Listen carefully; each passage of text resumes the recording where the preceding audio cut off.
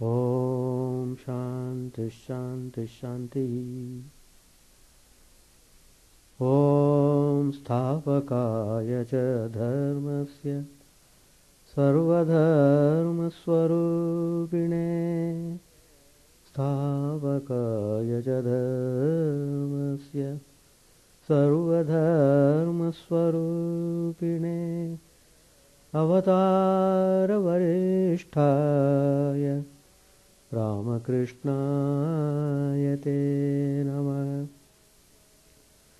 Asato ma sadgamaya tamaso ma jyotirgamaya pratyorma mritangamaya.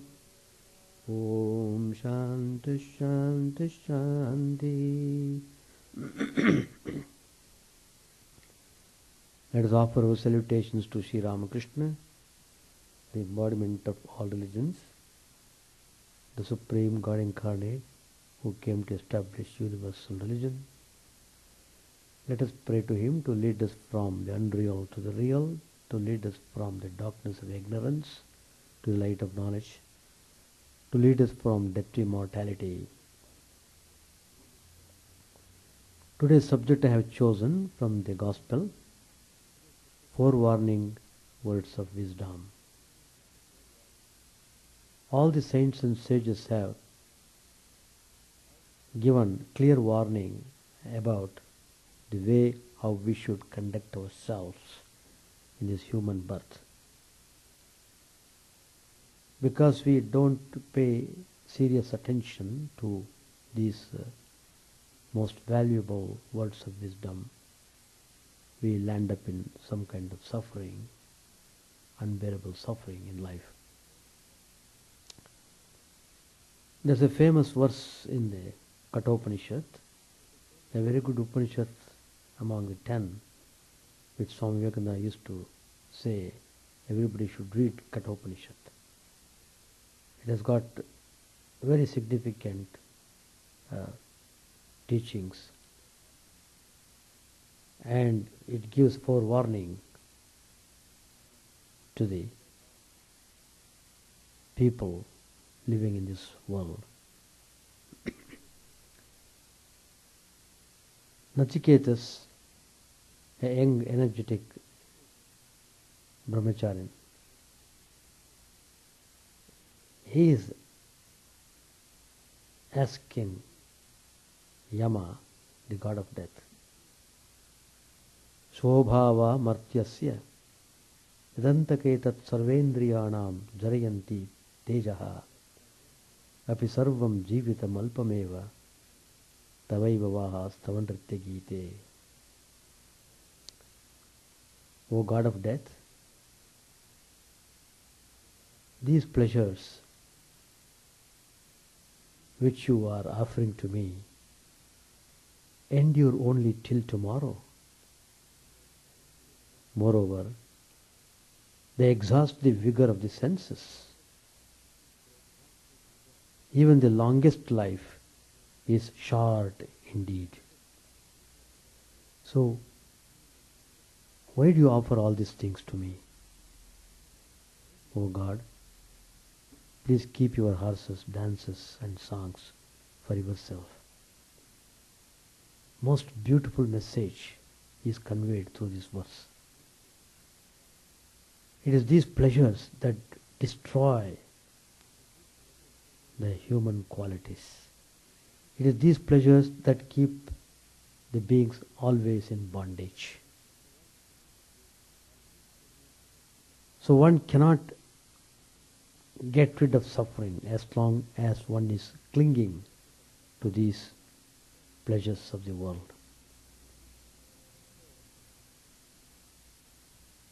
So, Nachiketas was very wise. All his senses were very active, very disciplined brahmacharin. He knew the value of the human life, and he knew the goal to be reached. Sri Ramakrishna also has very clearly said in the Gospel, fix up your goal. That is the way to go in a right direction. And he himself has shown what type of goal we should fix in this life. Realization of the truth. That should be our goal. Once you sincerely make effort in realizing the truth,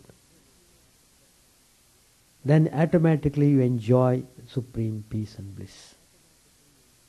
And you'll be freed from all sufferings and miseries. When paper is wetted with oil, it cannot be written upon. So also, the soul stained by the oil of vice and luxury is unfit for spiritual devotion. But when the paper wetted with oil is overlaid with chalk, it may be written upon. So when such a soul is chalked over with renunciation, it becomes fit again for spiritual progress. These are the words of Sri Ramakrishna you find in the sayings of Sri Ramakrishna. What is there in the worldly life? How attached people are to it. See how many are born out of one person, and how his attention and energy are dissipated. Is it possible for a person to attain spiritual greatness under such conditions? Have you not seen crabs? The mother crab peeps out from her hole every so often and then goes back. She struggles hard to be free but fails. Why is this so? Because of her attention to her numerous young ones living in the hole. This attraction draws her back in spite of her efforts. So it is with those who are immersed in worldly life. These are the words said by Holy Mother, Sri Sharda Devi. At present we are like prisoners. We may get a glimpse of freedom now and then, but the world falls upon us when we are off our guard and drags us back once more into our prison cells. As soon as a man finds out, however, that these little pleasures of the flesh are nothing compared with the infinite pleasures of the spirit, he wants to renounce, not for the sake of renunciation, but because he has found something higher. These are the sayings of Swami Ramakrishna ji, a great disciple of Sri Ramakrishna. Brahmacharyam samapya grihi bhavet, grihi bhutva vani bhavet, vani bhutva pravrajet, yadivetarata brahmacharyadeva pravrajet, grihadva vanadva, yadahareva virajet, tadahareva pravrajet. It means after the completion of brahmacharya, that is study of the scriptures, etc. in Gurukul, after the completion of the studies, one may become a householder, grihastha. After being a householder, one may become a forest dweller, vanaprasthan. After being a forest dweller, one may renounce the world and become a sannyasin. Or else, one may renounce the world from the stage of brahmacharya itself, or from grihastha or vanaprastha ashramas. One may renounce the worldly life the very day one is fired with dispassion. These are the famous words of Jabala Upanishad. All the Upanishads point out to us in clear terms that we should correct ourselves and make maximum effort to realize the truth in this human life. When butter is produced by churning curds, it should not be kept in the same vessel with the buttermilk, for then it will lose something of its sweetness and hardness. It should be kept in pure water and in a different vessel. Similarly, after attaining partial perfection in the world, if one still continues to mix with worldly and remains in the midst of the temptations of the world, one is likely to become tainted, but one can remain pure by living out of the world. These are the sayings of Sri Ramakrishna. If a man throws aside the vanities of the world, we hear him called mad. But such men are the salt of the earth. Out of such madness have come the powers that have moved the world of ours, and out of such madness will come the powers of the future that are going to move the world. These are the sayings of Swami Vivekananda. The seed of lust is in the mind. That seed is nurtured by the sense organs within and the sense objects without. Thus it grows and produces innumerable fruits. These fruits are to be chopped off, and the seeds are to be destroyed. Afterwards, you must sow the seed of the Lord's name, and you will reap the harvest accordingly. Sowing the seed of the Lord's name, that is initiation. These are the words of Swami Adbhutananda, another great disciple of Sri Ramakrishna. Yajnavalkya Maharshi once was to address an assembly of sages in Janaka's palace. Though it was time to begin the discourse,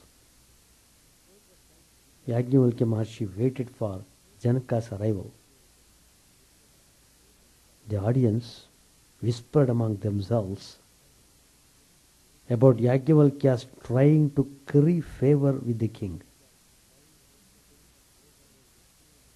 Yajnavalkya's mind was not running that way, but these foolish people thought that way. Yajnavalkya thought here was an opportunity to demonstrate Janaka's greatness. The king arrived shortly, and the discourse began. Suddenly, with his yogic power, Yajnavalkya Maharshi made fire engulf the palace. The sages started running helter-skelter with their staffs and water pots in hand. Janaka was the only one calmly seated. Yajnavalkya asked Janaka, "O king, don't you see your palace burning and all the sages have taken to their heels?" Janaka smiled and said, "Master, nothing in this world is mine. The palace may burn, but it cannot burn me, the real immortal self." Yajnavalkya was highly pleased. He withdrew the fire by his power, and the sages returned to their seats. Now wiser about the king's spiritual wisdom, Janaka was called Videha, meaning one who was devoid of body consciousness. Janaka was not called a Rajarshi for nothing. because of these great qualities. He was Rajarshi.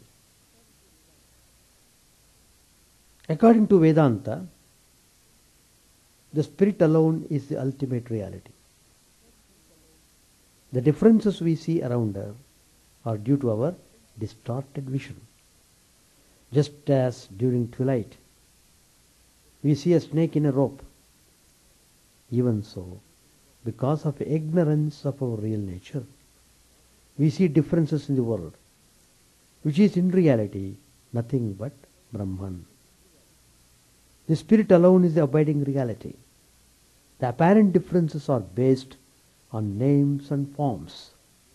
Everything we perceive is composed of 5 factors: being, that is asti; the ability to be cognized, bhati; attractiveness, priya; form, rupa; and name, nama. These are the sayings from Drigdrishya Viveka, a famous Vedantic textbook. The first 3, asti, bhati, priya, pertain to Brahman, and the other 2, rupa and nama, to the world. In other words, minus name and form, the world is nothing but spirit. Other names and forms are real to us because our own name and form are real to us in the first place. Body-based differences are real to us as long as our own body is real to us. The external world appears as it does because of our identification with our bodies. Our perception of the world stands to change if our perception about our own selves undergoes a change. We are basically the spirit, but somehow have come to identify ourselves with our body and mind. Through ignorance, we have joined ourselves with a particular body and thus opened ourselves to misery. This idea of body is a simple superstition. It is superstition that makes us happy or unhappy. It is superstition caused by ignorance that makes us feel heat and cold, pain and pleasure. It's our business to rise above this superstition. These are the words of Swami Vivekananda in the complete works. Only a man of knowledge is fully above body consciousness. Till we gain spiritual knowledge ourselves, the body continues to be real to us, and this impermanent world an abode of misery. Lord Krishna says in the Bhagavad Gita, Mamupeti punajjanma dukkhalayam shashvatam napnuvanti mahatmanaha samsiddhim paramangataha. Dukkhalayam. This world is dukkhalaya. People, however, do not easily realize the miserable nature of the world. Those who look upon themselves as organic entities keep dancing to the tune of their desires and believe that everything is fine. Delusion cannot go any further. Anything that comes into being must perish. Yajjanyam tadanityam. That applies also to the body and the sense enjoyments that result from it. Next point is pleasure, not the goal of life. Making sense pleasure a goal of life can only compound man's misery. Lasting happiness is possible only in the infinite, not in the finite, says the famous Chandogya Upanishad. Cursed to premature old age by an incensed sage, King Yayati borrowed his son's youth and enjoyed sense pleasures for many, many years. At the end of it all, he discovered a profound truth. Never can desires be quenched by enjoying sense objects. Like fire fed with ghee, it only flames up all the more. These are taken from Bhagavad. The body may be a vehicle for sense pleasure, but it is more a source of pain when it contracts diseases. Nothing is comparable to the misery of the sense-bound man when his sense desires are intact, but the body is not fit enough to satisfy them. Death is an unthinkable nightmare for such people in that it snatches them forcibly from their body when they identify with and pamper all through life. Sixfold attribute. Human beings are animals. Everybody is characterized by 6 attributes. Jayate, comes into being. Asti, has an objective existence. Vardhate, grows. Viparinamate, undergoes modifications. Apakshiyate, decays. Nashyati, dies. So these are the 6 attributes. Sometimes you wonder, if holy men could have diseases, all bodies decay and die, and those of holy men and incarnations are no exception. Some followers of a holy man who passed away in the middle of the last century believed that his body would not putrefy on death. When he died, they neither cremated nor buried the body for a few days, with a view to preserving it. Only when the body started stinking did they inter it and make a memorial for him. Great souls too get diseases, but how they face them holds a lesson for humanity. What is a great soul's attitude towards diseases? Sri Ramakrishna, who was worshipped as an incarnation of God in his own lifetime, had throat cancer during his last days. Some devotees began to wonder if he could have cancer. The devotees of the inner circle, including his monastic disciples, however, tended Sri Ramakrishna, understanding that the law was taking its own course with regard to his body. Sri Ramakrishna remarked that his disease was meant to sift the inner circle of his devotees from those who just came and inquired how he was. What is of significance is this. Even with excruciating pain from throat cancer, Sri Ramakrishna ceaselessly talked of nothing but God, sometimes by signs if he could not speak audibly. He believed helping anyone sincerely interested in advancing towards God. This moment he would talk with the doctor about his pain, and the next moment his mind would soar in samadhi to superconscious realms of divinity. Harinath, a disciple of his and later Swami Chidananda, did not believe that the master was overcome by the disease. He understood that the master was living his own teaching. Let the body and the affliction take care of themselves. O mind, you dwell in bliss. One day at Kasipur, Harinath asked Sri Ramakrishna, Sir, how are you? The master replied, Oh, I am in great pain. I can't eat anything, and there is unbearable pain in my throat. Harinath knew that a knower of Brahman is beyond the pairs of opposites, pleasure and pain. He understood that the master was testing him, so he said to him humbly, Sir, whatever you may say, I see you as an infinite ocean of bliss. At this Sri Ramakrishna said with a smile, this rascal has found me out. This is taken from God lived with them. Holy Mother Sri Sharda Devi had rheumatism as a constant companion for most of her life. But she told a disciple that if only she withdrew her mind a little from the knee, the pain just disappeared. Swami Vivekananda contracted asthma and diabetes during the last part of his life.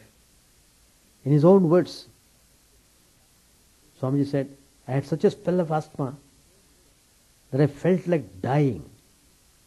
But from within, with every breath arose the deep-toned sound, I am He, I am He.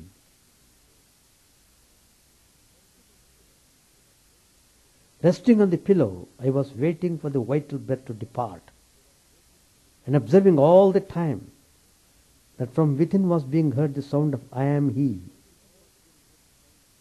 I am He.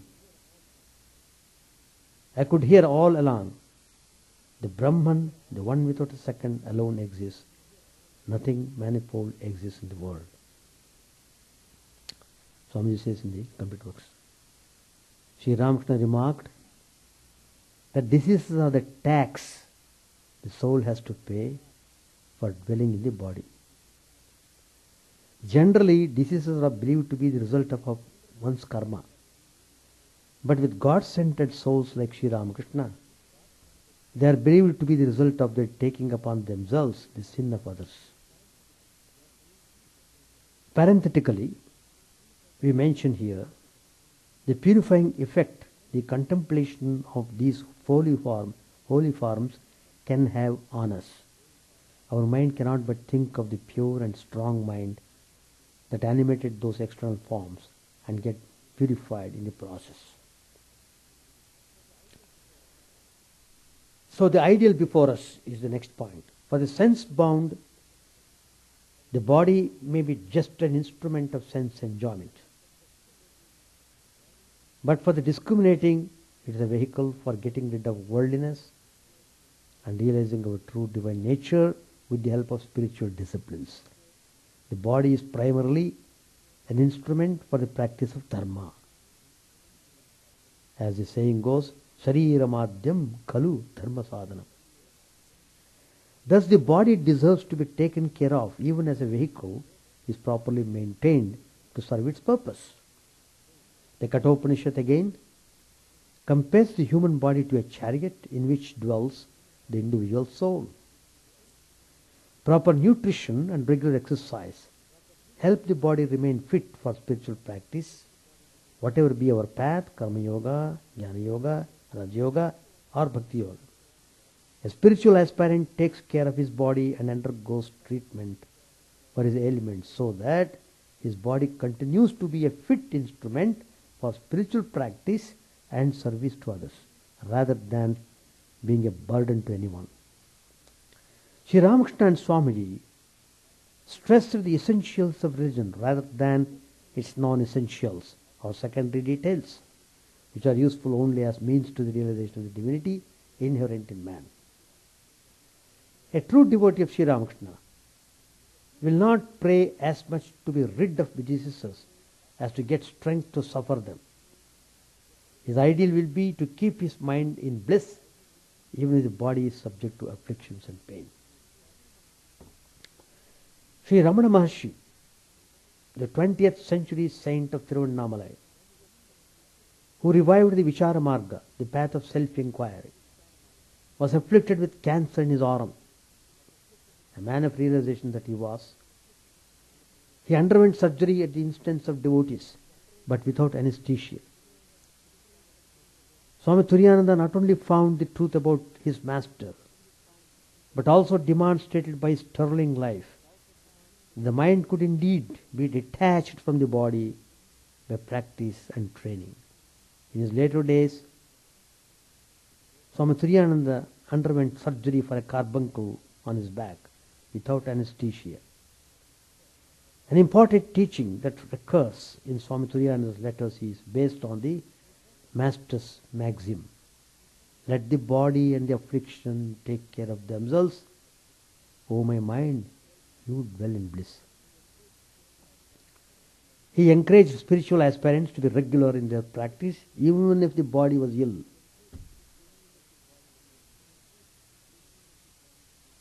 The next point, need for mind training.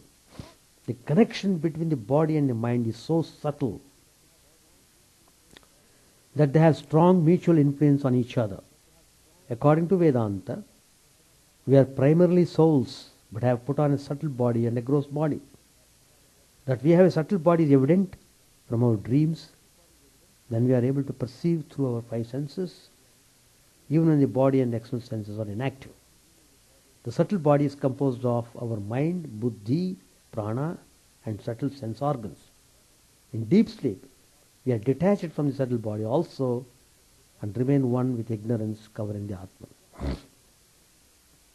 The aforementioned superhuman feats of detachment from the body is a result of a strong willpower, a strong, purified will that could detach itself from the body-mind complex and root itself in the Atman, the divine core behind them. Will being the dynamic aspect of buddhi, strengthening it means awakening the buddhi and directing it towards the Atman, which is what spiritual disciplines are about. We saw that the Kathopanishad compares human body to a chariot. The rest of the allegory will facilitate better comprehension. The soul is the master of the chariot. Buddhi, the discriminative faculty, is the charioteer. Manas, mind, the deliberative faculty, is comparable to the reins, and the sense organs to the horses. The Upanishad stresses the need to rein in the horses so that the master could reach his destination. But this reining in needs to be done by the charioteer, who needs to be wide awake all the time. He cannot afford to be sleepy or sloppy. Unbroken horses and a sleeping charioteer can only spell disaster for the master. Controlled senses and a wide awake buddhi help one reach the goal of human life, which is God realization or self-realization. Next is glory of the self. Swami Vivekananda never thought it was too early to teach anyone about the glory of his real self. He held faith in one's real self as fundamental to any great accomplishment. To preach unto mankind that divinity and how to make it manifest it in every moment of life was his ideal in life. Nothing could be a better antidote to the simple superstition of the body idea than struggling to anchor oneself in one's real nature and organizing one's life accordingly. Mind training involves a lot of patient struggle and persistence. Giving it a different turn is comparable to reversing the course of a river. Acharya Shankara has commented upon the Kathopanishad in this way. But even a little of this practice does not go waste, but saves one from great fear, assures Lord Krishna in the Bhagavad Gita. Neha vikramanashosti pratyavayo na vidyate swalpamupyasya dharmasya trayate mahado bhayat. And if one spends this rare human birth without efforts towards God realization, such a life amounts to suicide, since one kills one's own self by holding on to things unreal. Cautions Shankaracharya in the Vivekananda. Labdva katam chinna rajanma durlabham tatrapi pumstvam shruti paradarshanam yastvatma muktau na yateta mudadhihi sa atmaha swam vinihantya sadgrahat. Swamiji's words come as a great booster in our struggle. Drive out the superstition that has covered your minds. Let us be brave, know the truth and practice the truth. The goal may be distant, but awake, arise and stop not till the goal is reached. So let us follow these 4 warnings of wisdom and conduct the life accordingly. Then we will be really experiencing peace and happiness. Any question to ask?